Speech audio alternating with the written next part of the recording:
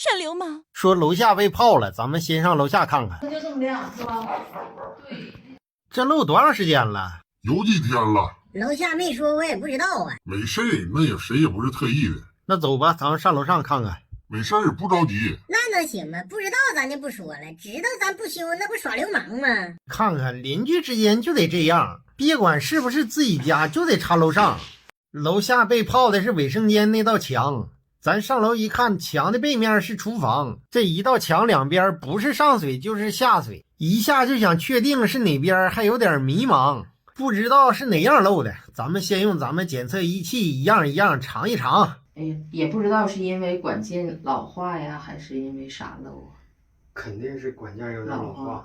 对，你这个管件老化，它才能导致。你看你这用都用20多年了，将近06年的话，18、19年吧。它正常手工或者质量不好的话，正常不会的，就是肯定是有点老化。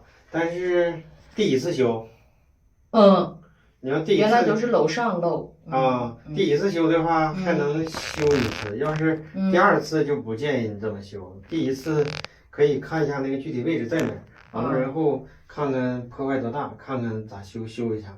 但是如果要是因为没刨过，咱也不敢说是你之前装修的时候受伤了导致的，还是说那个管件老化导致的。对，你要是连着修2次了，那肯定就是老化的。如果要是没修过，第一次可以定位修一下。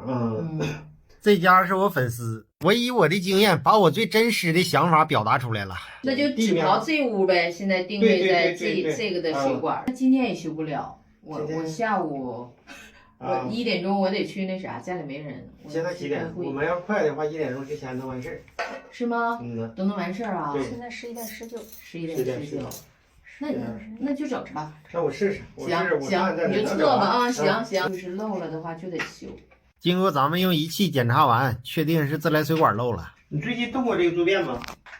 没有。你说起开啥的呀？对，起开多少？我感觉没动过。没动过。我粉丝没有差我事儿的，昨天那也不是我粉丝，昨天那到最后剩点就不给了，就硬搁8+1给换了，不换也不行了。就听他媳妇搁那说他啥都不能干了，我再不走，我怕那哥们到晚上捞不着吃饭了。精准定位就这儿漏了啊！评论区的老铁就说了，就像这样的给他刨开，他就都给了。我感觉老铁说的也对，但是我总认为我破坏的越小，我的技术就越高，哪怕我多挣点，业主他也愿意掏。那说你这家咋就给刨了？你咋不像昨天拧上就拉倒了呢？是不是想多挣点啊？不是啊，这家我能拧我照样拧，业主不差事，要多些给多些，换丝不行，解决不了，必须得刨开。